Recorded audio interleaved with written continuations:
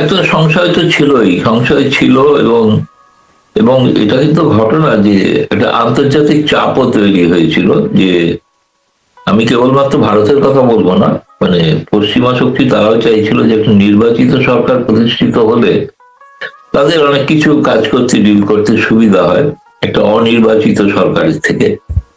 আর 17-18 মাসে ইউনূসের জনপ্রিয়তা প্রায় তলানিতে পৌঁছেছিল। সেই কারণে তারা সবসময় কাউকে ব্যবহার করেন, আবার কাউকে ছুঁড়েও ফেলে দেন। সেরকম আর কি দাঁড়িয়েছে যে ফলে নির্বাচন হয়েছে, নির্বাচনে স্বাভাবিকভাবে আওয়ামী লীগ যখন ময়দানে নেই তখন বিএনপি জিতবে, এটাই স্বাভাবিক। যদিও জামায়াত প্রচুর, আমি বলবো, প্রভাব বাড়াতে পেরেছে, এটা সম্ভব হয়েছে। আপনি বলছেন যে আন্তর্জাতিক চাপটা তাদের প্রয়োজন ফুরিয়ে গেছে, তারা ইউনূসকে ছুড়ে ফেলে দিতে চাইছিল। মানে তারা চাইছিল যে ইউনূসের পরিবর্তে একটা নির্বাচিত সরকার। ইউনূসকে তারা নানাভাবে, ইউনূস তাদের লোক, তারা ইউনূসকে কিভাবে আবার মানে মানে পুনর্বাসন দেবেন সেটা এখন আমি জানি না, সেটা এখনো বলা আমার পক্ষে সম্ভব নয়। তো মনে হয় তিনি সহজে হাল ছাড়বেন মনে নয়।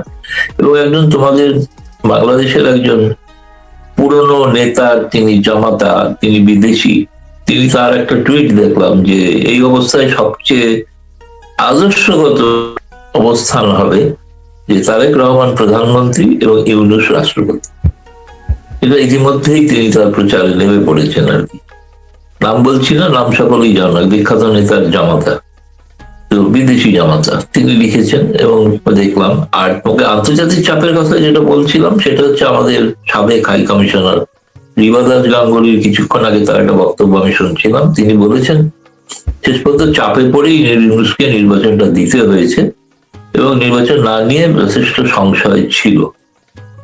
এটা তিনিও একই মত পোষণ করেছেন যেটা আমি বলছিলাম। কারণ আমি তো ভারত সরকারের বিভিন্ন সূত্র থেকে যে ধরনের মতগুলো পাচ্ছিলাম সেগুলোকেই তোমাদের জানাচ্ছিলাম। এটা তোমার ব্যক্তিগত কিছু ব্যাপার নয়। ভারত তো চাইছিল একটা ইলেকটেড গভর্নমেন্ট, ইউনূস সবসময় বলেছে যে একটা পিসফুল, শান্তিপূর্ণ, অবাধ, নিরপেক্ষ এবং অংশগ্রহণমূলক একটা নির্বাচন হোক, সেটা ভারত চায়। এখন অংশগ্রহণমূলক তো শেষ পর্যন্ত হয়নি, শেষ পর্যন্ত আওয়ামী লীগকে তো অংশগ্রহণ করানো যায়নি। সেক্ষেত্রে ভবিষ্যৎ কি সেটাই এখন নতুন করে ভাবনা চিন্তা চলছে। ভারতীয় মিডিয়া কিভাবে এসছে ইলেকশনটা? যেরকম যথারীতি খুবই ভালোভাবে এসছে এবং যার স্বাভাবিক একটা প্রতিবেশী রাষ্ট্র, সেখানকার নিকটতম প্রতিবেশী, সেখানে একটা নির্বাচন হয়েছে এতকাল বাদে, এতকাল মানে 17-18 মাস বাদে। সেই নির্বাচনে তারেক রহমানের নেতৃত্বে বিএনপি, তখন যে সংবাদ প্রকাশিত হয়েছে সেই সংবাদে বলা হয়েছে যে ট্রেন গতি প্রকৃতি, যে তারেক রহমানের নেতৃত্বে বিএনপি জয়ী হতে চলেছে। যেটা রেজাল্ট তো যখন প্রকাশিত হয়েছে তখন তো সংবাদপত্র ছাপা হয়ে গিয়েছিল, কিন্তু ইঙ্গিত ছিল যে তারেক ছিল। প্রথমে সংশয় ছিল জামায়াত কতটা ভালো করবে মন্দ করবে, সেই নিয়ে সংশয় ছিল। কিন্তু যেটা ভারতের কাগজে এটা ছাপা হয়েছে খুবই মুদ্রণ, আমি দিল্লির সংবাদপত্রের কথা বলছি, দিল্লিতে জাতীয় দৈনিক সবগুলোতেই প্রকাশিত হয়েছে গুরুত্ব দিয়ে প্রথম পাতায়। আর আমেরিকা বা ব্রিটেন ওরা জামাতকে চাচ্ছিল, এমন একটা ধারণা তো তৈরি হয়ে গিয়েছে। তাহলে তাদের যে সমস্ত কথাবার্তা শুনেছি, ব্রিটিশ হাই কমিশনার দিল্লিতে এসে যা বলছিলেন, তাদেরও ধারণা ছিল যে জামায়াত, এবং তুমি যেটা বলছো জামায়াত তো হয়তো ক্ষমতা পায়নি ঠিকই, কিন্তু একটা শক্তিশালী বিরোধী দল হিসেবে বেরিয়ে এসেছে না, প্রায় 70-এর উপরে তাদের জোট সহ আসন সংখ্যা। এটা ভাবা যায় না, যেখানে 8, 10, 12, 20 আসনের কথা ভাবা হচ্ছিল ম্যাক্সিমাম। অনেকেই বলছে আরে ওদের এমন কিছু নেই, বেশি পাবে না। কিন্তু যে জায়গায় তারা উঠে এসেছে তাতে তো বোঝা যাচ্ছে যে জামায়াত একটা ভূমিকা বাংলাদেশের আগামী দিনের রাজনীতিতে রাখবে, যে কারণে আমেরিকা বা ব্রিটেন তাদের যে বাংলাদেশে তাদের যে বাণিজ্যিক স্বার্থ মূলত, বা বলতে পারো নিরাপত্তা জনিত যে স্বার্থ, স্ট্র্যাটেজিক ইন্টারেস্ট যাকে বলা হয়, সেটা বাংলাদেশের একটা সুস্থির, স্থির স্থিতিশীল সরকার হলেই যাতে অহিংসা বা হিংসা কম হয়, সেরকম হলেই তাদের সেই লক্ষ্যগুলো পূরণ করতে পারবে। এটা প্রতিটি দেশও চায়, ভারতও চায় যে একটা স্থিতিশীল বাংলাদেশ তৈরি হোক। আর আপনার তো খেয়াল আছে, মানে বিএনপি জামাত জোট সরকার যখন ক্ষমতায় ছিল যখন জামাতের নেতা মতিউর রহমান নিজামী শিল্পমন্ত্রী ছিলেন, তখনই কিন্তু সেই 10 ট্রাক অস্ত্রের একটা চালান ধরা পড়েছিল। তখন তো জামাত বিএনপি একই গভর্নমেন্টে, এবং ওই মামলায় তারেক রহমানও এসেছিল। এটা কি এমন একটা মানুষ বাংলাদেশের প্রাইম মিনিস্টার হচ্ছে, এটা কি ভারতের জন্য বিব্রতকর? না, এখানে তো ভারত একটু জোর করে কিছু করে, এই নির্বাচনটা প্রমাণ করেছে যে ভারত জোর করে কোনো হস্তক্ষেপ করে না নির্বাচনে। এই নির্বাচনটা আর একটা তার বড় প্রমাণ। তারেক রহমান কেন, সেই মামলায় যারা আসামি ছিল তারাও নির্বাচিত এমপি হয়েছেন, অনেকে নির্বাচিত এমপিও হয়ে গিয়েছেন। বাবর হোম মিনিস্টার ছিলেন, এমপি হয়ে গেছেন। না, ওই তো বোধ হয় আরেকজন কেউ ছিলেন না, যে বাবর নাকি নাম, যাকে ছাড়া হয়েছিল, সেও বোধ হয় বাবর সেও নির্বাচিত হয়েছে সম্ভবত। এখন সেটা আমার কাছে যেটা আমি বলতে চাই সেটা হচ্ছে যে 2001 থেকে 2006 অভিজ্ঞতা ভারতের জন্য সুখকর ছিল না, এ বিষয়ে কোনো সন্দেহ নেই। কিন্তু আমরা লক্ষ্য করে দেখলাম যে তারেক রহমানের একটা মন্তব্য দেখেছিলাম কিছুদিন আগে, যে আমরা অতীতে যদি ভুল করে থাকি তার থেকে শিক্ষা নিয়ে কাজ করব। তৃতীয়ত হচ্ছে তারেক খালেদা জিয়ার মৃত্যুর পর ভারতবর্ষের প্রধানমন্ত্রী নরেন্দ্র মোদী যে বার্তা দিয়েছেন, এবং পররাষ্ট্রমন্ত্রী জয়শঙ্কর যেখানে এগিয়ে বার্তাটা নিয়ে গিয়েছেন, তারও পরে পার্লামেন্টের 2 কক্ষে যে শোক বার্তা পাঠ করা হয়েছে, দেখো তাদের প্রতি একটা কথা গুরুত্বপূর্ণভাবে উল্লেখ করা হয়েছে, যেটা হচ্ছে যে খালেদা জিয়ার নেতৃত্বে যেভাবে বাংলাদেশ ভারতের সঙ্গে সুসম্পর্ক রাখার অগ্রণী ভূমিকা পালন করেছিলেন, আমরা আশা করব তারেক রহমানের নেতৃত্বে সেইটা এগিয়ে যাবে। অর্থাৎ ভারত 2001 থেকে 2006টা ভারত বলতে চাইছে, ভারত চাইছে। এখন পুরনো অতীত কাসন্দি ঘেটে তো আর লাভ নেই, পৃথিবী তো এগিয়ে গেছে অনেক দূর। এখন সেই অবস্থায় তোমার নিকটবর্তী প্রতিবেশী, তাকে একটি সরকার প্রতিষ্ঠিত হয়েছে, সেই সরকারে এবং সেই তার আগে ইউনূসের আমলে সমস্ত জঙ্গিরা অবাধে ঘোরাফেরা করছে, অস্ত্র লুট হয়েছে শস্ত্রাগার থেকে, থানা থেকে, এগুলো উদ্ধার হয়নি এখনো, এবং বহু জঙ্গিরা পাকিস্তানের লোকেরা যাতায়াত করছে। এই অবস্থায় ভারতের উচিত যে যেই নির্বাচিত সরকার, তার সঙ্গে ভারত প্রথম আর কি যাতে উদ্যোগটা নিতে পারে বন্ধুত্বের একটা বার্তা দেওয়া। যেজন্য তুমি দেখেছো যে অফিসিয়ালি রেজাল্ট বেরোনোর অনেক আগেই নরেন্দ্র মোদী তাকে টুইট করে ধন্যবাদ এবং অভিনন্দন জানিয়েছেন। তার কিছুক্ষণ পরেও আমরা জানতে পারলাম তিনি টেলিফোন করবেন, এবং টেলিফোনও করেছিলেন। এখন শুনছি তো তার শপথে ভারত থেকে কেউ যেতেও পারে, সাধারণত হাই কমিশনাররা উপস্থিত হন।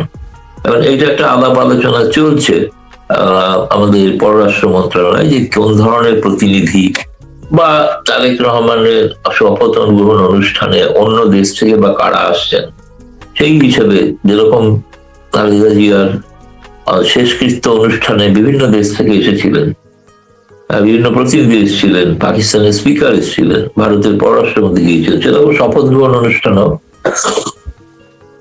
ভারতের একটা প্রতিনিধিত্ব থাকতে পারে। এবং ভারত যে বার্তাটা দিয়েছে, সেই বার্তায় তারা কিন্তু বলেছেন যে এবং বাংলাদেশের সঙ্গে তিনি কাজ করতে চান যৌথভাবে, এবং যাতে যৌথভাবে দুদেশের মানুষের কল্যাণ হয়, এবং যে ধরনের কাজগুলো রয়েছে সেই কাজগুলোকে আরো এগিয়ে নিয়ে যাওয়ার জন্য একটা ভারত সরকারের তরফ থেকে তার সোজাসুজি বন্ধুত্বের হাত বাড়িয়ে দেওয়া হয়েছে। এখন বন্ধুত্বের হাত বাড়িয়ে দেওয়ার পর এক হাতে তো তালি বাজে না, এক হাতে করমর্দন হয় না। এখন তারেক রহমান কিভাবে করমর্দন করবেন তার একটা প্রতিক্রিয়া আমরা দেখেছি। তারেক রহমান নিজে কিছু বলেননি, তাকে ভারতের গণমাধ্যমের সাংবাদিকরা প্রশ্ন করার চেষ্টা করেছিল, তিনি হেসে চলে গেছেন, তিনি হয়তো মন্তব্য করতে চাননি। কিন্তু তার প্রতিনিধি যুগ্ম সাধারণ সম্পাদক নাকি যুগ্ম সম্পাদক হুমায়ুন কবির একটা মন্তব্য করেছেন ভারতীয় সাংবাদিকের কাছে। তাতে তিনি বলেছেন হ্যাঁ এটা অত্যন্ত ভালো। তারেক রহমান চান যে সমস্ত আন্তর্জাতিক দুনিয়ার সঙ্গে কাজ করতে, এবং বাংলাদেশে সবাই কাজ করতে পারবেন এটা আশা করি। আর প্রধানমন্ত্রী নরেন্দ্র মোদীর ফোন করাটাকে তিনি অবশ্যই তিনি সাধুবাদ জানিয়েছেন, কিন্তু একই সঙ্গে স্মরণ করিয়ে দিয়েছেন যে তারেক রহমান বিশ্বাস করেন সার্কের আদর্শে তিনি পরিচালিত হবেন। এবং সার্কের আদর্শ, সার্ক শব্দটা ভারতের কাছে এখন একটা নেতিবাচক শব্দ। ভারত এখন সার্ক নিয়ে খুব একটা চিন্তিত নয়।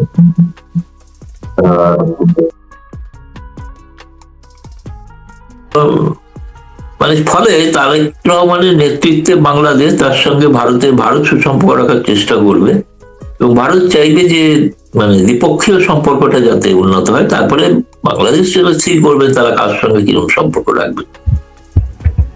বাংলাদেশ তো শুধু ভারত না, পাকিস্তান থেকেও খুব দ্রুত একটা মেসেজ এসেছে প্রাইম মিনিস্টারের, এবং কি কি ক্ষেত্রে ওনার সম্পর্ক উন্নত করতে চান সেটাও উল্লেখ করে দিয়েছে, প্রতিরক্ষা আছে সেখানে।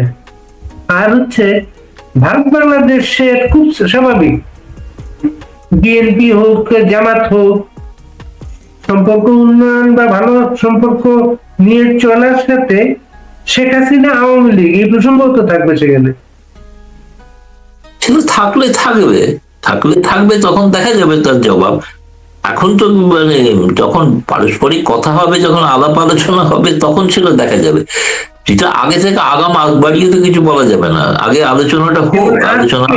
আজকে বিএনপির যে স্থায়ী কমিটির মেম্বার সালাউদ্দিন চৌধুরী, যিনি এমপি হয়েছেন, যিনি মেঘালয়ে অনেকদিন ছিলেন ভারতে, এপির একটা সাংবাদিক তাকে প্রশ্ন করেছিল আওয়ামী লীগ বিহীন নির্বাচনটা কিভাবে ইনক্লুসিভ হলো, এটা প্রশ্ন করেছিলেন।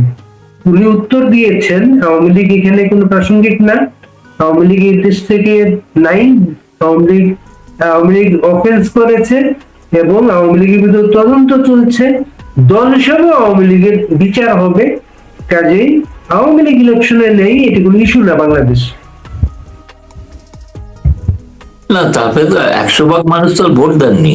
2008-এ কেয়ারটেকার সরকারের অধীনে ভোট হয়েছিল, 87% মানুষ ভোট দিয়েছিল। সেই ভোটটাকে বলা হয় বাংলাদেশের সব থেকে নিরপেক্ষ এবং অবাধ নিরপেক্ষ ভোট, যেটা পশ্চিমী সংবাদ মাধ্যম টাইম ম্যাগাজিন লিখেছিল।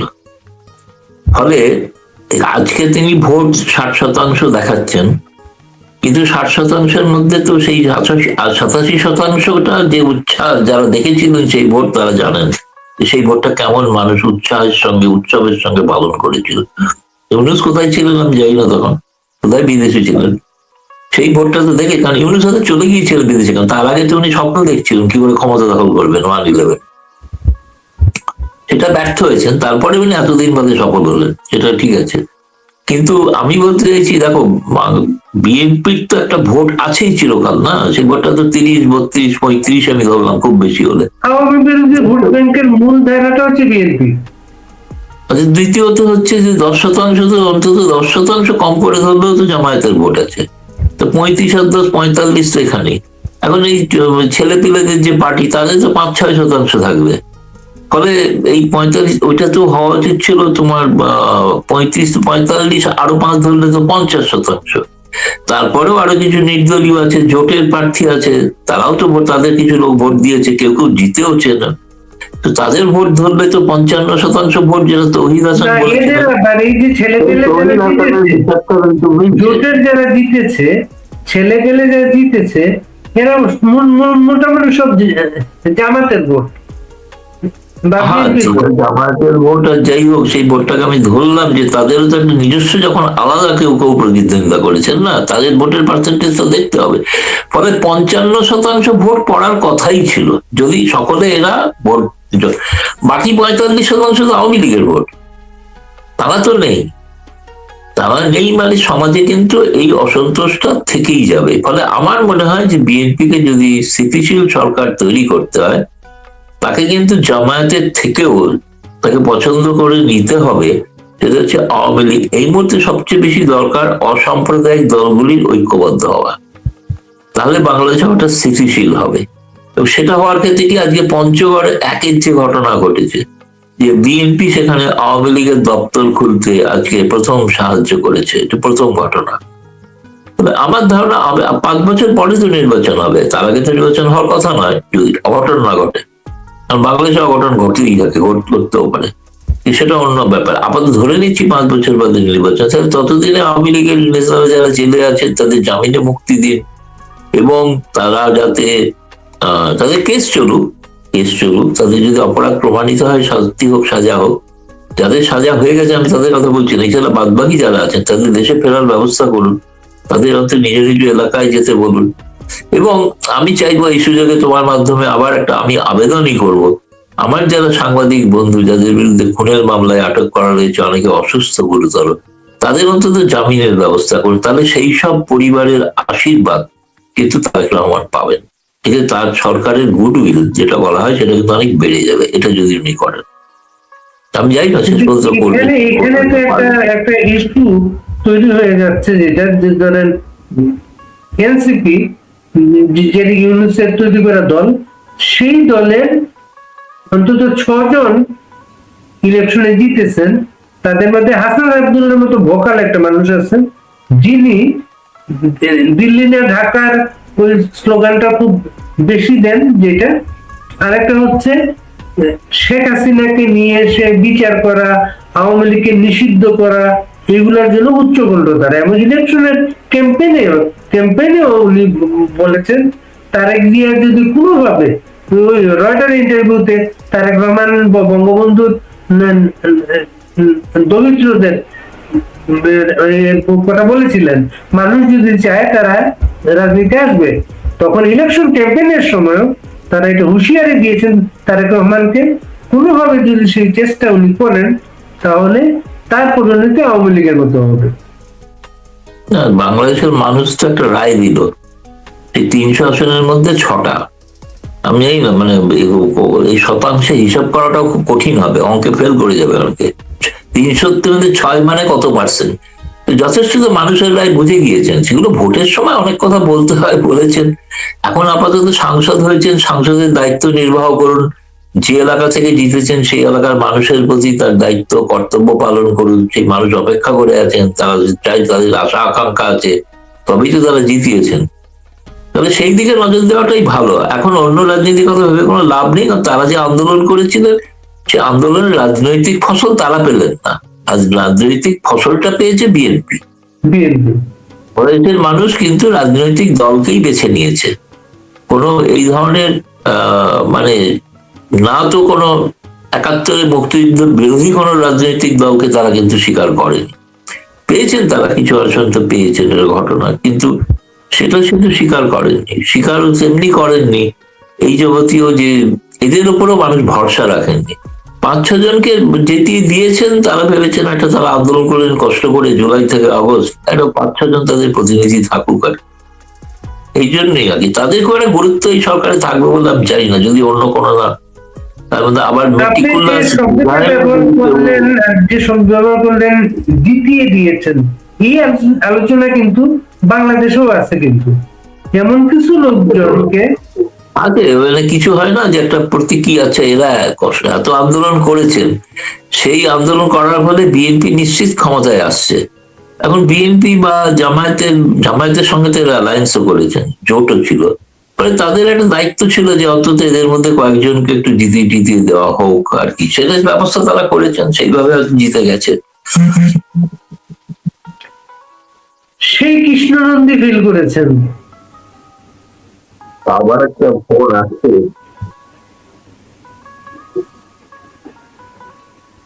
তোমার প্রশ্নটা করো, আমি বলছি। সেই কৃষ্ণনন্দী জামাত প্রথমবারের মতো হিন্দু ক্যান্ডিডেট দিয়েছিল, হিন্দু একটা এলাকাতে, সেখানে পাস করতে পারেন নাই। এটা ঘটনা হচ্ছে ওই এলাকা খুলনা পাঁচ, আমি অঞ্চলটা ঘুরেছিলাম 2023-এ। আমি সেখানে কিন্তু হিন্দুদের আমি দেখেছি কথা বলে, তারা কিন্তু তখনকার ওখানকার হিন্দু এমপি যিনি আওয়ামী লীগের ছিলেন, তার বিরুদ্ধে কিন্তু প্রবল ক্ষোভ ছিল। সুতরাং হিন্দু বা মুসলমানটা বড় কথা নয়, বড় কথা হচ্ছে তিনি মানুষের স্বার্থে কাজ করছেন কিনা, বা এই ব্যক্তি তিনি আদতে এই হিন্দুদের স্বার্থ রক্ষা করবেন বা করবেন কিনা, সেটা নিয়ে সংশয় ছিল। সেই জন্যই তারা কিন্তু ওখানে বিএনপি প্রার্থীকেই জয়লাভ করিয়েছেন আর কি। তারা ভরসা করেছেন, হিন্দুরা ভরসা করেছেন মুসলমান হলেও হিন্দু প্রার্থী, মুসলিম প্রার্থীকে। ফলে এটা কিন্তু তাদের একটা খুব বড় মনের পরিচয়, আমি এটা দেখেছি। তারা কিন্তু হিন্দু এমপির বিরুদ্ধে সেই ক্ষোভের কথা আমি কিন্তু ঢাকায় এসে কিছু নেতাকে জানিয়েও ছিলাম, যে হিন্দুরা কিন্তু সব হিন্দু এমপিদের পছন্দ করছেন না। ফলে এটা কিন্তু ভাবেন এরকম মানে সত্যি সত্যি প্রকৃত একটা অসাম্প্রদায়িক চেহারা, অসাম্প্রদায়িক সমাজ আমি দেখে এসেছিলাম। তারা কিন্তু ধর্মের ভিত্তিতে মানুষকে বিচার করেন, যে কারণে ওই ভদ্রলোক যার নাম করলেন তিনি পরাস্ত হয়েছেন। কিন্তু একইভাবে যশোর, সাতক্ষীরা, রংপুর এবং উত্তরবঙ্গ জামায়াত যে কটা আসন পেয়েছে, সেগুলোর মধ্যে হিন্দু প্রভাবিত এলাকা থেকেই তো পেয়েছে তারা না। যদিও সাতক্ষীরা, যশোরে বরাবরই জামায়াতের শক্ত বেস ঘাঁটি যদি বলা যায়, শক্ত ঘাঁটি ছিল। এমনকি খুলনাতেও জামায়াতের একটা শক্ত ঘাঁটি ছিল। ৭১ যুদ্ধে খুলনা তো রাজাকারদের ফ্যাক্টরি বলা হতো, সেখানে তারা ছিল। তো এখন কিন্তু তা সত্ত্বেও যে জামায়াত আরো যে জায়গাগুলো থেকে তারা জয়লাভ করেছে, বেশ কিছু জায়গায়, সেসব জায়গায় কিন্তু ঘটনা যে বহু হিন্দু মানুষও ভোট দিয়েছেন তাদের। এটা মিশ্র ভোট দেখা গেছে সংখ্যালঘু সম্প্রদায়ের, মানে একরকম ভাবে সবাই একভাবে ভোট দেননি। আরেকজন নেতা হিন্দু মহাজোটের, যাকে ৫ বছর পরে ভারতীয় চ্যানেল গুলোতে আমরা দেখতাম, উনিও কিন্তু টুঙ্গিপাড়া থেকে ফেল করেছেন। টুঙ্গিপাড়া থেকে উনি টুঙ্গিপাড়ায় দাঁড়িয়েছিলেন, সেখানে উনি পাস করতে পারেন নাই। না, ওখানে তো বিএনপি পাস করেছে, কারণ তিনি তো জামায়াতের নামে দাঁড়িয়েছিলেন না। হ্যাঁ, তিনি হিন্দু হোক আর যাই হোক, তিনি জামায়াতের নামে উনি স্বতন্ত্র হিসেবে দাঁড়িয়েছিলেন সেখানে। স্বতন্ত্র হিসেবে দাঁড়িয়েছিলেন, কিন্তু উনি বোধহয় যোগ দিয়েছিলেন জামায়াতে। না, উনি যোগদান নাই, কিন্তু আমি এই জন্যই তো বলছি যে বাংলাদেশের মানুষকে ধর্মের ভিত্তিতে বিচার করাটা ভুল হবে। মূলত ৭১ আদর্শটা বুকের মধ্যে লালন পালন করেন, এবং তারা বেসিক্যালি বেশিরভাগ মানুষ অসাম্প্রদায়িক। সেই কারণে এখানে হিন্দু মুসলমান এই ধর্মের ভিত্তিতে বিচার করে তারা ভোট দেয়। তারা ভোট দিয়েছেন প্রকৃত যে মনে হয়েছে মানুষের স্বার্থে কাজ করতে পারেন। যেহেতু আওয়ামী লীগ নেই, তা আওয়ামী লীগ নেই তখন বিকল্প তো একটা বাঁচতেই হবে। যখন ভোট হচ্ছে, বিশেষ করে যারা তৃণমূল স্তরের আওয়ামী লীগ কর্মী, তারা কি করবেন? তারা স্থানীয়ভাবে বাঁচার জন্য কিছু করেছেন, বাঁচার জন্য সেই প্রার্থীকে পক্ষে তারা জিতিয়েছেন। যে কারণে আজকে পঞ্চগড়ে আওয়ামী লীগের দপ্তর খুলে দিয়েছে বিএনপি। এই সত্যি তো আজকে ভাইরাল হয়েছে। আমি জানি না গোটা বাংলাদেশের চিত্র হলে আমি বলবো বাংলাদেশের তারেক রহমানের নেতৃত্ব সুপ্রতিষ্ঠিত হবে যদি তিনি এই ধরনের ব্যবস্থাপনাকে প্রশ্রয় দেন এবং আওয়ামী লীগকে সত্যি সত্যি, তোমার মনে আছে নিশ্চয়ই শেখ হাসিনা একটা আবেদনও করেছিলেন যে যদি তারেক রহমানের নেতৃত্বে বিএনপি জয়লাভ করে, তারা যেন আওয়ামী লীগের উপর থেকে নিষেধাজ্ঞা প্রত্যাহার করে। সেটা তার ইচ্ছা ছিল। সালাউদ্দিনের মতো তারেকের খুব ঘনিষ্ঠ নেতা আজকে যে আওয়াজটা দিলেন, দল হিসেবে আওয়ামী লীগের বিচার হবে, সেই তদন্ত চলছে। জানি না, সেটা তারেক রহমান বললে তখন শুনবো। উনি তো সালাউদ্দিনকে তো প্রমাণ করতে হয় তিনি কত বড় ভারত বিরোধী, কত বড় শেখ হাসিনা বিরোধী, তাকে তো প্রমাণ করতে হবে। এখন মন্ত্রিসভা গঠনের বিষয় আছে, ফলে তাকে তো একটা ওই ধরনের কথাবার্তা তিনি এখনো ভোটের মেজাজে আছেন। ভোটে যেভাবে বলতেন সেভাবেই বলছে। আরেকবার মনে করি, এই ভোটে যেহেতু আওয়ামী লীগ ছিল না, জামাতের সাথে প্রতিদ্বন্দ্বিতা হচ্ছিল, বিএনপির মহাসচিব মির্জা ফখরুল থেকে আরম্ভ করে প্রায় সবাই জামাতের ৭১ ভূমিকা নিয়ে বলছিলেন, রাজাকার বলছিলেন। ভোটটাও কিন্তু ভোটাররা মানে রাজাকারদের পক্ষ নেয় নাই, সেটাই কিন্তু ঘটনা। এবং একজন তো রয়েছেন ফজলুর রহমান, যিনি তো খুবই তীব্র ভাষায় তিনি ভাষণ দিচ্ছেন। কালকে আমার সঙ্গে অন্য একটা চ্যানেলে তার কথা হয়েছে, আমি দেখলাম তিনি তো বলছিলেন এই যে তিনি তো জামায়াতকে এখনো রাজাকারের বাচ্চা বলছেন, মানে টেলিভিশন এই শোতে বলেন রাজাকারের বাংলাদেশে এরকম হাল হয়নি যে রাজাকারদের জিতিয়ে দেবে। তিনি এখনো রাজাকার বলছেন ওদেরকে। ফলে এটা তো ঘটনা, এবং তিনি তো বিপুল সংখ্যক হিন্দু মানুষের ভোট পেয়েছেন এবং খুবই বিরাট মার্জিনেও, ব্যবধানেও জয়লাভ করেছেন। আশা করবো যে তিনি ভবিষ্যতে উনি জয়লাভের পরের বক্তৃতায় বলেছেন যে আমাকে তো সবাই নতুন করে চিনেছেন, রাজাকারের বিরুদ্ধে বলি এর জন্য সবাই নতুন করে চিনেছেন, দেখবেন সংসদে যাওয়ার পরে আমি সেটাই করব। হ্যাঁ, সেটা আমি শুনলাম সেটা বলে ভালো। দেখো, বাংলাদেশের আভ্যন্তরীণ বিষয় কি হচ্ছে না হচ্ছে সেই নিয়ে বাইরে থেকে, বিদেশ থেকে তো আমার কমেন্ট করাটা একটা হস্তক্ষেপ হয়ে যায় না, নাক বালানো হয়ে যায়। আমি বলতে পারি বৃহত্তর এই সম্পর্কের ফলে ভারত বাংলাদেশ সম্পর্ক কেমন হবে, কেমন হতে পারে, কি হওয়ার সম্ভাবনা, কি হতে আশঙ্কা আছে, সেই বিষয়টা আমার কাছে বেশি গুরুত্বপূর্ণ। সমস্যা হতে পারে আপনার ধারণার সামনে আওয়ামী লীগকে নিয়ে তারেক রহমান গভর্নমেন্টের সাথে সম্পর্ক স্বাভাবিক করতে গিয়ে আওয়ামী লীগ যখন আসবে তখন ভারত কি করতে পারে? আওয়ামী লীগ নিয়ে সমস্যা নয়, হবে বলে আমার মনে হয় না। সমস্যাটা হতে পারে একমাত্র ব্যক্তিগতভাবে শেখ হাসিনার বিষয়, এটা নিয়ে আর কোনো বিষয় নেই। তো সেক্ষেত্রে ভারত সরকারের তো এখন আগে তো বাংলাদেশকে সিদ্ধান্ত করে নিতে হবে যে ওই বন্দি প্রত্যর্পণ চুক্তিটা আছে না বাতিল হয়েছে, তাই না? সেই চুক্তিতে যা লেখা আছে যেমন যেমন আছে তেমন তেমন করা হবে। যদিও এই প্রসঙ্গটা, আলোচনাটা আমার মনে হয় আজকে একটু আগবাড়িয়ে আলোচনা হচ্ছে, কারণ আগে তারেক রহমান সেটা বলবে কিনা আগে শুনি, কে কি বলছেন, কোন নেতা কি মুখে, সেটা তো বড় কথা নয়। এই ধরনের আলোচনা করে এখন সময়টা হচ্ছে বাংলাদেশের একটা স্থিতিশীলতা নিয়ে আসাটা জরুরি। ফলে সেই কারণে এখন বারবার ওই শেখ হাসিনা প্রসঙ্গ তুললে সম্পর্কটা বিষিয়ে দিয়ে লাভ কি? তো লাভ নেই না। যারা তুলছেন তারা ভুল করছেন। এখন নিজেদের আগে ঘর গোছান, নিজেরা আগে সরকার গঠন করুন, তার নীতি নির্ধারণ করুন, তারপরে এই বিষয়গুলো নিয়ে তারা ভাববেন এবং ভাবা যায়। এই মুহূর্তে খুব জরুরি বিষয় রয়েছে তার থেকেও, সেটা হচ্ছে গঙ্গা চুক্তির নবীকরণ। কারণ 26 সালই শেষ, ফলে সেই আলোচনাটা গুরুত্ব দেওয়া উচিত সর্বাপেক্ষা, যে সেটাতে কিভাবে আলোচনা হবে, নতুন চুক্তি হবে কিনা, নতুন কোন শর্ত তাতে আরোপ হবে কি হবে না, যে বিষয়গুলো প্রাথমিক কাজ শুরু হয়েছে। এখন এই আলোচনাটা হোক, সেই আলোচনা হলে সেটা সব থেকে বড় কাজ হবে যদি 2026 ডিসেম্বরের মধ্যে চুক্তিটা নবীকরণ করা যায়। এবং নবীকরণ করতে গেলে তো আনুষ্ঠানিকভাবে চুক্তি সম্পন্ন করতে হবে। সেটা কিন্তু একটা বড় খুব বড় একটা কিন্তু ক্যামেরার জন্য বড় ছবি। সেখানে হয়তো তারেক রহমান প্রধানমন্ত্রী মোদীকে এক মঞ্চে দেখা যেতে পারে ওই চুক্তি সইয়ের জন্য, যদি চুক্তি সই হয়। এবং ধরেন বাংলাদেশের মিডিয়াতে আজকে যেহেতু পররাষ্ট্র উপদেষ্টা যাবার আগে বলে গেছেন যে কথাটা, শেষ ব্রিফিং যেটা উনি বলেছেন যে আমরা ভারতের সাথে সম্পর্কটা স্বাভাবিক করতে পারিনি, আশা করি নতুন গভর্নমেন্টটা পারবে। এই ধরনের একটা তো ইচ্ছা বাংলাদেশের ভেতরে আছে। বাংলাদেশের মিডিয়াতে কিন্তু নরেন্দ্র মোদীর টুইট, তারপরে টেলিফোন, এগুলো খুবই পজিটিভলি প্রেজেন্টেড। আর একটা মজার একটা বইয়া দেখলাম মমতা ব্যানার্জির এখানে আমার তারেক ভাই উল্লেখ করা হয়েছে সেখানে।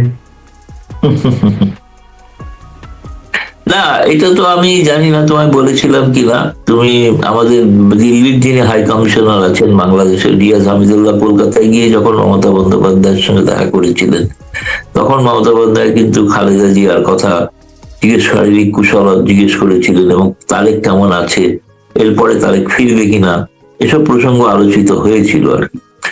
এবং বয়সে ছোট তারেক, সেই কারণে তারেককে তো ভাই বলতেই পারে, খুব স্বাভাবিক। এবং নিকটতম প্রতিবেশী হচ্ছে কিন্তু পশ্চিমবঙ্গ।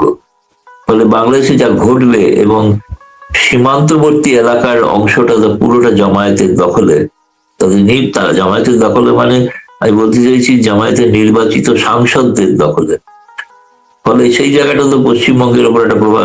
ইতিমধ্যে তুমি জানো কিনা জানি না, পশ্চিমবঙ্গ বিজেপি কিন্তু ইতিমধ্যে সেই বিষয়টাকে উল্লেখ করে ইতিমধ্যেই কিন্তু তারা একটা বক্তব্য রেখেছে যে এটা এই যে যেহেতু মমতা বন্দ্যোপাধ্যায় প্রচুর অনুপ্রবেশ ঘটিয়েছেন বাংলাদেশ, সেই কারণে এইসব অঞ্চলে জামায়াতের শ্রীবৃদ্ধি ঘটেছে। এটা তাদের অ্যানালিসিস, তাদের বিশ্লেষণ। ফলে সেক্ষেত্রে তো মমতা বন্দ্যোপাধ্যায় ছাড়া একটা শ্রীমতী হয়তো জানো কিনা জানি না, কংগ্রেস জাতীয় কংগ্রেসের পক্ষ থেকে সভাপতি মল্লিকার্জুন খাড়গে তিনি কংগ্রেস দলের হয়ে তারেক জিয়াকে অভিনন্দন জানিয়েছেন এবং বলেছেন যে ভারতের সাথে যাতে সুসম্পর্ক তৈরি হয়। ফলে ভারতীয় জনতা পার্টি, কংগ্রেস, এমনকি কমিউনিস্ট পার্টির সাধারণ সম্পাদক এম এ বেবি তিনিও একই ধরনের বিবৃতি দিয়েছেন। ফলে তারেক রহমান সম্পর্কে ভারতে কিন্তু একটা রাজনৈতিক সর্বসম্মতি তৈরি হয়েছে যে তারা প্রত্যেকেই চাইছেন যাতে উগ্র সাম্প্রদায়িক সেই শক্তির বিকাশকে রোখার জন্য তারেক রহমানের পাশে গিয়ে দাঁড়ানো উচিত ভারতের। আপনার আপনি এর আগে ভারতের সর্বসম্মত একটা ঐক্যমত্য হয়েছে শেখ হাসিনার বিষয়ে, এখন আবার আপনার কথায় আমরা জানলাম যে তারেক রহমানের নেতৃত্বের বিষয়ে আরেকটা ঐক্যমত্য তৈরি হয়েছে সব রাজনৈতিক মহলে। তারা যা প্রতিক্রিয়া দিয়েছেন সেই প্রতিক্রিয়া থেকেই স্পষ্ট হয়ে গেছে, প্রতিক্রিয়া কেউ গোপনে দেননি, তো প্রকাশ্যে দিয়েছেন, সেগুলো প্রকাশিত হচ্ছে আর কি। ফলে তার থেকেই বোঝা যায় যে বাংলাদেশের যে পরিবর্তন, সেই পরিবর্তন, এবং কি সাবেক বাংলাদেশের হাই কমিশনার পররাষ্ট্র সচিব হর্ষবর্ধন সিংলাও বলেছেন, তিনি পার্লামেন্টে দাঁড়িয়ে মিডিয়াকে বলেছেন, পার্লামেন্টের ভেতরে নয়, মিডিয়াকে বলেছেন যে বাংলাদেশের মানুষ প্রমাণ করে দিল যে তারা এখন ৭১-এর আদর্শকে বুকে ধরে রাখেন, যারা ৭১-এর বিরোধী তাদেরকে তারা পরাস্ত করে। এই কারণে আমরা অত্যন্ত খুশি, এবং তিনি এর সঙ্গে যুক্ত করেছেন এই সময় সমস্ত ৭১-এর পক্ষের মানুষের এক হওয়া উচিত। আপনার দীর্ঘদিনের অভিজ্ঞতা, আপনি সামনে বাংলাদেশ ভারত সম্পর্কটাকে আপনি কিভাবে দেখেন?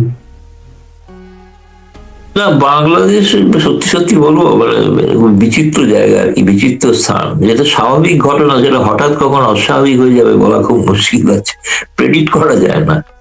ভূমিকম্প প্রেডিক্ট করা যায় না, কিন্তু বাংলাদেশের রাজনৈতিক উত্থান পতন প্রেডিক্ট করা খুব ডিফিকাল্ট। অনুমান করা যায় কিন্তু প্রেডিক্ট করা যায় না যেটা হতে চলেছে। ফলে এরকম কোনো প্রেডিক্ট না, এখন দেখতে হবে তাকে দায়িত্ব পাওয়ার পর তিনি গণভোটের রায়কে রূপায়ণের ক্ষেত্রে কি ভূমিকা নেন সেটা দেখতে হবে। দেখার অনেক কিছু বিষয় আছে। বাংলাদেশ মানে ভোটের রেজাল্টই শেষ কথা বলেনি, এটা নাটকের একটা অঙ্ক শেষ হলো, আর একটা অঙ্কের শুরু হবে। এখন জবনিকা পড়তে অনেক দেরি আছে। এখানে গণভোটটাও মনে করেন প্রথম কথা ছিল গণভোটের রেজাল্টটা আগে ডিক্লেয়ার করা হবে, কিন্তু এটা কেউ আর মূল ইলেকশনে ব্যস্ত, কেউ কোনো এটা নিয়ে চাইলো না। পরে গিয়ে বলা হলো ৬২-৬৩% হা ভোটের পক্ষে পড়েছে, না ভোট ৩২-এর পড়েছে। এটা গণভোট তো একটা ইস্যু বাংলাদেশের জন্য, সেটা ইউনুস প্রেসিডেন্ট থাকে, আপনি ওই যে আপনার নাম না উল্লেখ করে যে যার কথা বললেন, এটা একটা আইডিয়াটা ফ্লোর করার মতো, কিন্তু Tarique Rahman prime minister, Yunus president.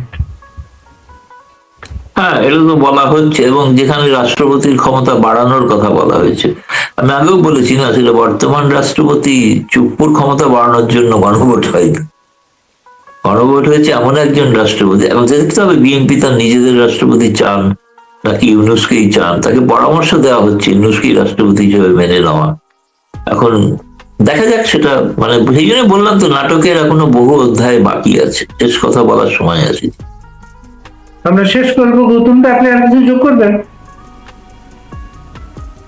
না, আমি নতুন এখন একটাই কথা, যে প্রথম কথা এই গেজেট বিজ্ঞপ্তিটা কখন জারি হচ্ছে, গেজেট বিজ্ঞপ্তি জারি হয়ে গেলেই তারা প্রত্যেকেই সাংসদ হয়ে গেলেন, এবং তারপরে গণভোট অনুসারে প্রথমে যেটাকে বলা হয় সংবিধান সভা বা কনস্টিটিউয়েন্ট অ্যাসেম্বলি, সেটা আগে তৈরি হবে নাকি এমপিরা শপথ নেবেন, কোনটা আগে হবে, এখানে স্পিকার নির্বাচিত হবেন কি হবেন না, বা সেক্ষেত্রে কি সভাপতি হবেন যেটা গণভোটে বলা আছে, এই বিষয়গুলো আগামী দিনে দেখার বিষয় আছে। আমাদের এখানে একজন সংবিধান বিশেষজ্ঞ বলেছেন এখানে শপথ নিতে হবে দুটো, একটা এমপি হিসেবে, একটা হচ্ছে প্রজাতন্ত্র পরিষদের সদস্য হিসেবে। কিন্তু প্রজাতন্ত্র পরিষদ যেটা, এটা তো আমাদের সংবিধানে নাই, এমপি হিসেবে সংবিধান রক্ষার শপথ নিয়ে যদি আবার ওইটার শপথ নেন, তাহলে প্রথম শপথটা ভঙ্গ হয়ে যাবে। বলছি তো সেই জন্য আমার কাছে যখন সংবিধান বিশেষজ্ঞ বলছেন তিনি সঠিক হয়তো বলছেন, আমি জানি না, ফলে এটা তো দেখতে হবে চাক্ষুষ সামনাসামনি কি ঘটছে, সেগুলো সবই তো দেখা যাবে। এটা তো যদি আমি আশা করছি যে কেউ একজন বলেছেন হয়তো আইন উপদেষ্টা না কিংবা নির্বাচন কমিশন যে 14 তারিখের মধ্যে ক্ষমতা হস্তান্তর হয়ে, মানে আগামীকাল ক্ষমতা হস্তান্তর হয়ে, কিভাবে আগামীকাল ক্ষমতা হস্তান্তর হবে না, এটা এখনো বিএনপির সেই প্রস্তুতি। আগে তো এমপিদের আগে নির্বাচিত সংসদ শপথ, এখনো তাহলে এমপি নন, শপথ না নিলে তো এমপি নন, শপথ নিলে তবে এমপি। শপথটা কিভাবে হচ্ছে এটা দেখার বিষয় আছে। ফলে আরো বহুবিধ, বুঝতে পারছি তুমি আমাকে আরো বারবার এরকম ডাকবে আগামী বেশ কয়েকদিন।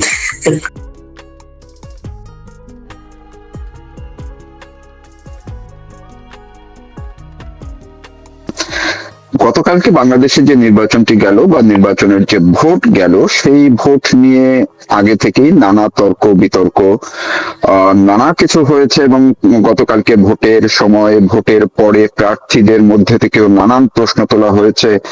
এর আগে বড় একটি অংশ, অর্থাৎ বাংলাদেশ আওয়ামী লীগ যাদেরকে এই নির্বাচন থেকে বাইরে রাখা হয়েছে নিবন্ধন বাতিল করার মধ্য দিয়ে বা স্থগিত করার মধ্য দিয়ে, সেই দল সহ সবাই মিলে এমনকি আন্তর্জাতিক অনেক পর্যায় থেকেও নির্বাচনটিকে অগ্রহণযোগ্য বলা হয়েছিল আগে থেকেই। পাশাপাশি প্রশ্নবিদ্ধ নির্বাচন হিসেবেও অনেক জায়গায় এটি বলা হয়েছে, দেশে কিংবা দেশের বাইরে।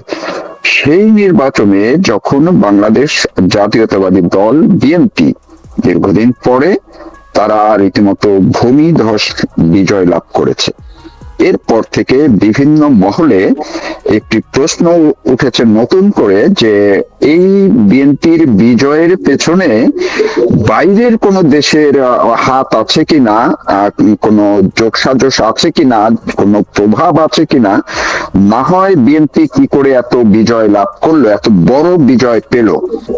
কারণ অনেকেই আগে শুনছিলেন তারেক রহমান বাংলাদেশে আসার পেছনেও আন্তর্জাতিক অনেকের নাকি শর্ত দিয়ে এসেছে অনেকের কাছে, এবং সেই অনেকের মধ্যে ভারতের নামটি সবার আগে। এবং গতকালকে থেকে অনেক সামাজিক যোগাযোগ মাধ্যমে দেখা যাচ্ছে এমনকি পরাজিত কেউ কেউ কোন নেতা প্রার্থীদের পক্ষ থেকেও তাদের টোনটি এমন ছিল যে বিএনপির এই ভূমিধস বিজয়ের পেছনে ভারতের কি হাত আছে। এই প্রশ্নটির একটু উত্তর খুঁজবো। আমার সঙ্গে যুক্ত আছেন ভারতের প্রখ্যাত সাংবাদিক গৌতম লাহিড়ী, যিনি সাবেক সভাপতি press club of India Delhi. আমি আপনাকে শ্রদ্ধা জানাচ্ছি, কৃতজ্ঞতা জানাচ্ছি আমাকে সময় দেওয়ার জন্য। ধন্যবাদ। আমি একটু শুরুতে একটু জানতে চাচ্ছি, ছোট করে মূল প্রশ্নে যাওয়ার আগে, বাংলাদেশে গতকালকে যে ভোটটি হলো, আপনার পর্যবেক্ষণ কি? সংক্ষিপ্ত একটু পর্যবেক্ষণ শুনতে চাচ্ছি, তারপরে মূল প্রশ্নটিতে যাব। দেখুন, প্রথম আমার মনে একটা সন্দেহ বা প্রশ্ন জেগেছিল যখন ইলেকশন কমিশন থেকে প্রথম বলা হয়েছিল 11টা পর্যন্ত ভোট হয়েছে 14 কিছু শতাংশ, ঠিক 1 ঘন্টা বাদে জানানো হলো 34 ফলে এই যে 18% 1 ঘন্টায় বেড়ে যাওয়া, এটা একটা মানে ইলেকশন কমিশনের উচিত ছিল যে এটাকে অন্তত মানে বিচার করে দেখা যে ঘন্টায় তাহলে তার মানে মিনিটে কটা ভোট পড়বে, 18% ভোট 1 ঘন্টায় চলে। কিন্তু যাই হোক, বাংলাদেশের মানুষ এ নিয়ে প্রশ্ন করবেন। এবং কিছুক্ষণ আগে আপনি কিন্তু জানেন যে আওয়ামী লীগ সভাপতি এবং সাবেক প্রধানমন্ত্রী শেখ হাসিনা কিছুক্ষণ আগে একটা বিবৃতি দিয়েছেন। বিবৃতিটা ভারতের কিছু কিছু গণমাধ্যমে প্রকাশিত হচ্ছে। সেখানে তিনি প্রশ্নবিদ্ধ করেছেন এই নির্বাচনের ওই ভোটের হিসাবটা নিয়ে। এবং গণভোটের ক্ষেত্রেও যেটা দেখা গেল যে সেটা ক্ষেত্রেও বহু কেন্দ্রে এরকম হয়েছে, যেটা বাংলাদেশেরই গণমাধ্যম তারা প্রকাশ করেছে যে কোন কোন কেন্দ্রে 444% ভোট বেশি পড়েছে, মানে মানে কোন হিসাবে পাওয়া যাচ্ছে না আর কি। ফলে যেটাই ঘটুক, কিন্তু এবার আপনি যে মূল প্রশ্নটা শুরু করেছিলেন, দেখুন আজকে এটা দেখা গেল এখন পর্যন্ত যারা তারেক রহমানকে স্বীকৃতি দিয়েছেন বা ধন্যবাদ অভিনন্দন জানিয়েছেন, তার তালিকার প্রথম নাম নরেন্দ্র মোদী, জি, ভারতের প্রধানমন্ত্রী। প্রথমত তিনি খুবই সকালে, ইনফ্যাক্ট আমি ঘুম থেকে ওঠার পর আমি দেখলাম তার বিবৃতি টুইট করা হয়ে গেছে, অথচ ইলেকশন কমিশন কিন্তু রেজাল্ট ডিক্লেয়ার করে। তিনি তখনই ধরে নিয়েছেন যে তারেক রহমান প্রধানমন্ত্রী হচ্ছেন এবং তার নেতৃত্বে ভারত একটি সুসম্পর্ক রাখতে চায়, এবং সম্পর্কটা গিয়ে যাতে উন্নত হয় তার জন্য তিনি সেই বার্তা দিয়েছেন। আর দিয়েছেন দেখলাম পাকিস্তানের প্রধানমন্ত্রী, এবং একই সঙ্গে দেখলাম ঢাকার মার্কিন দূতাবাস। এবং তারপরে দুপুর বেলায় প্রধানমন্ত্রী নরেন্দ্র মোদী তারেক রহমানকে টেলিফোনও করলেন। আমি জানি না আর কোন বাইরের নেতা এখনো পর্যন্ত টেলিফোন করেছেন কিনা, কিন্তু টেলিফোন করে তাকে অভিনন্দন জানালেন, তার সঙ্গে কাজ করার কথা বললেন, এবং বললেন যে কথাটা খুব ইন্টারেস্টিং, যেটা আমার কাছে মনে হয়েছে যে যেন বাংলাদেশের সমাজের সকল পক্ষ যেন অংশগ্রহণ করে আর কি, ইনক্লুসিভ সোসাইটি করার কথা বলেছেন। যেটা নির্বাচনের ক্ষেত্রে ইনক্লুসিভ বলা হয়েছিল মানে আওয়ামী লীগ সহ, কিন্তু আওয়ামী লীগ ছাড়া নির্বাচন হয়ে গেছে। এরপরেও ইনক্লুসিভ শব্দটা ব্যবহার করা হচ্ছে, হয়তো পর্দার আড়ালে এমন কোন নেগোসিয়েশন চলছে যে কিভাবে আওয়ামী লীগ নেতাদের আবার তাদের নিজ দেশে ফিরিয়ে দেওয়া যায়। সেক্ষেত্রে নির্বাচন তো 5 বছর পরে হবে আবার, যদি না কোনো অঘটন ঘটে। যাই হোক, কিন্তু নির্বাচনটা যে প্রশ্ন আমি কিছুক্ষণ আগে শুনেছি, আমি এখনো দেখিনি, আপনি জানেন কিনা জানি না, যে জামায়াত ইসলামীও সন্দেহ কিছু প্রকাশ করেছেন নির্বাচন। তারা বলেছে এই নির্বাচনের ফলাফলে কারসাজি হয়েছে এবং ইঞ্জিনিয়ারিং হয়েছে, এই কথা গতকালকে থেকেই তারা বলছিল। না, গতকাল থেকে বলার থেকে আজ তাদের আনুষ্ঠানিক বলা। জি, সেই জায়গায় তারা প্রশ্ন তুলেছে। হ্যাঁ, নির্বাচন তাদের একটা প্রেস কনফারেন্স করার কথা ছিল।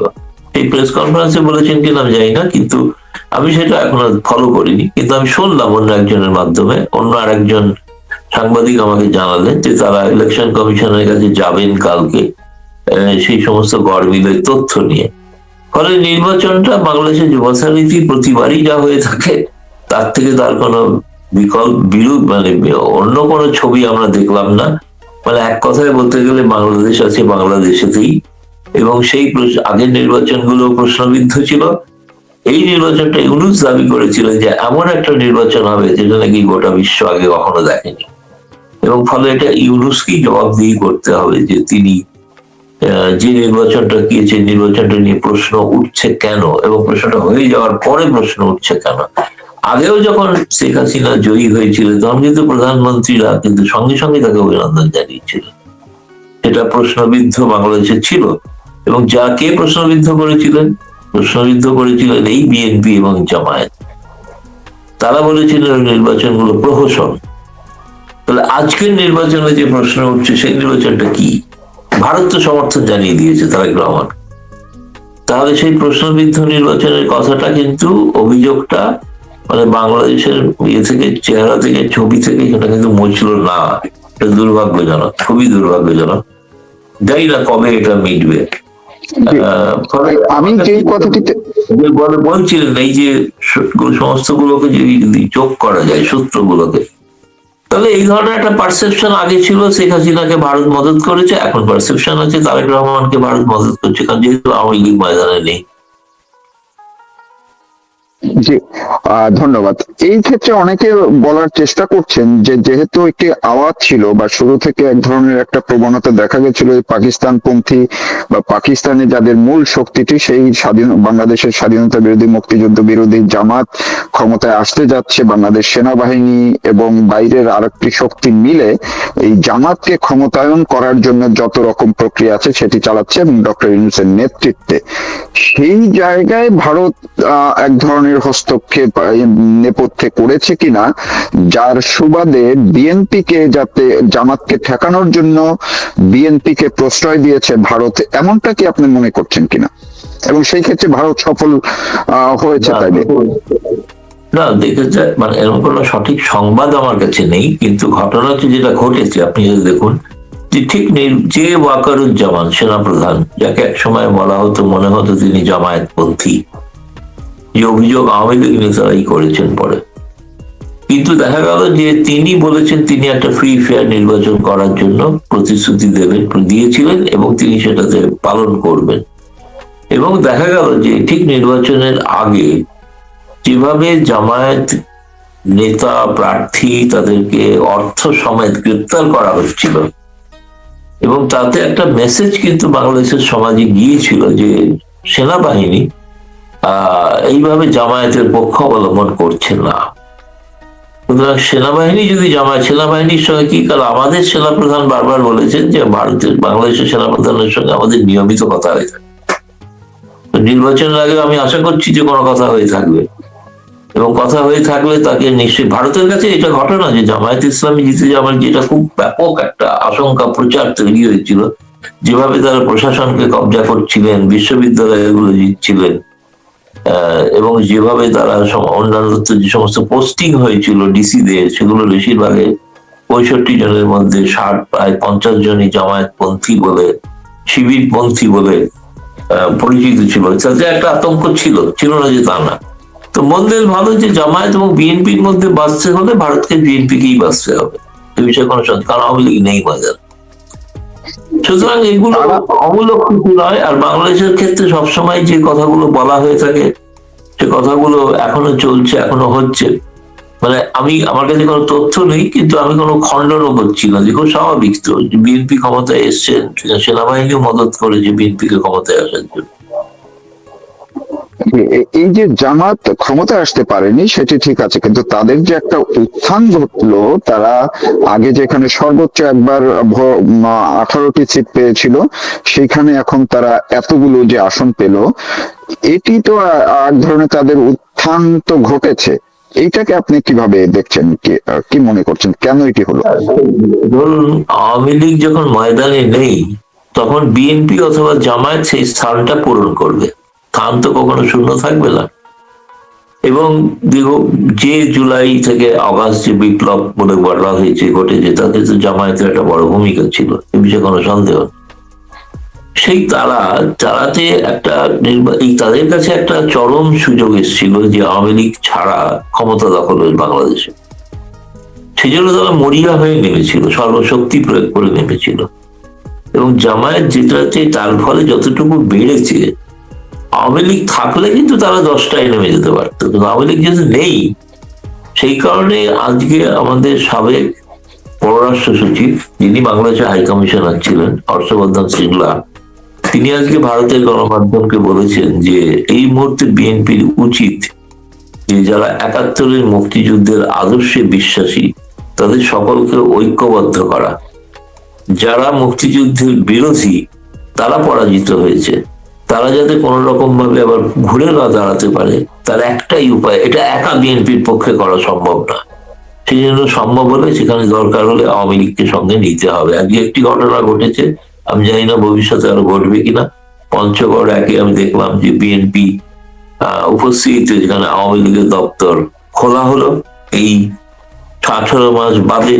এটা একটা বড় ঘটনা বলে মনে হয়, আগামী দিনের এটার একটা তার ইঙ্গিতও বটে। যদি এই ধরনের কোন রাজনৈতিক সমীকরণ তৈরি হয়, তাহলে নিশ্চিতভাবে জামায়াত ইসলামী অনেকটা পিছিয়ে পড়বে, এই বিষয়ে কোনো সন্দেহ নেই। জি, আমি শেষ প্রশ্নটি আপনাকে করতে চাই, কারণ এটি একটু খুবই গুরুত্বপূর্ণ। অনেকে এটি মনে করছেন, এর আগেও বিশ্লেষণ হয়েছে, কিন্তু এখন যেহেতু ভোটটি হয়ে গেছে, সেটি হলো যে এই ভারত জামাত বা পাকিস্তান পন্থী বাংলাদেশে যাতে কোনো উত্থান না হয়, জঙ্গিবাদের উত্থান না ঘটে, সেই শত্রুকে ঠেকানোর জন্য, মোকাবেলা করার জন্য হয়তো বিএনপিকে মন্দের ভালো হিসেবে প্রশ্রয় দিয়েছে, এমনটাই বলা হচ্ছে। সেই জায়গায় ভারত একদমই, আপনি আপনার কথা অনুযায়ী তারেক রহমানকে নির্বাচন আনুষ্ঠানিক ঘোষণার আগেই প্রধানমন্ত্রী নরেন্দ্র মোদী শুভেচ্ছা জানিয়েছেন টুইট করে, এরপরে ফোন করেছেন। তো এই ক্ষেত্রে ভারত যদি চেষ্টা করত, তাইলে কি এই নির্বাচনে আসলেই আওয়ামী লীগকে সহ নির্বাচন করানোর ক্ষেত্রে ভারত কি বন্ধু হিসাবে বলি বা নেপথ্যের শক্তি হিসাবে বলি, সেই চেষ্টাটা করলে, আন্তরিকভাবে করলে তারা সফল হতো কিনা, নির্বাচনটি ইনক্লুসিভ হতো কিনা, সেই জায়গায় ভারতের কোনো ঘাটতি আপনি দেখছেন কিনা? আমি জানি যে ভারত চেষ্টা করেছিল, ব্যর্থ হয়েছে, এটুকু বলতে পারি। ফলে তার বাস্তব অবস্থাটা পরে মেনে নিতে হয়েছে। ভারত তো কখনো একবারের জন্য বলেনি যে আওয়ামী লীগ ছাড়া নির্বাচন হোক, কিন্তু জোর করে সেখানে তাকে সার্বভৌম রাষ্ট্রের উপরে কি করে হস্তক্ষেপ করা যাবে? যেটুকু হস্তক্ষেপ হয়, যেটা আমাদের পারসেপশন, অতীতে আওয়ামী লীগকে, শেখ হাসিনাকে ভারত সমর্থন করে গেছে, সরাসরি গিয়ে তো ভারত গিয়ে ওখানে বসে তো ভোট দিয়ে আসেনি। আজও পারসেপশন হচ্ছে বিএনপি কে ভারত সাহায্য করেছে, ভারত তো ওখানে গিয়ে কোনো সাহায্য করে কোনো ভোট দিয়ে আসেনি। এটা তো আপনাদের পারসেপশন। আপনাদের জি। পারসেপশনকে আমি সমর্থন করছি, আমি বিরোধিতা করছি না। ঠিক আছে, আপনারা যদি এতে আনন্দ পান তো আনন্দ পান। এক সময় বিএনপি কে, আওয়ামী লীগকে সমর্থন করেছিল ভারত, এখন বিএনপি কিন্তু, ভারত যদি এত বড়ই ক্ষমতা হয় তাহলে দিল্লি নয় ঢাকা, ঢাকায় স্লোগানের অর্থ কি? অর্থই নয় যায় না। কতগুলো জিও পলিটিক্যাল, কতগুলো ভূ রাজনৈতিক পরিস্থিতির আছে। সেই পরিস্থিতি হচ্ছে এই মুহূর্তে কেবলমাত্র বাংলাদেশ নয়, ভারতের সঙ্গে যথেষ্ট টানাপোড়েন চলছে যুক্তরাষ্ট্রে।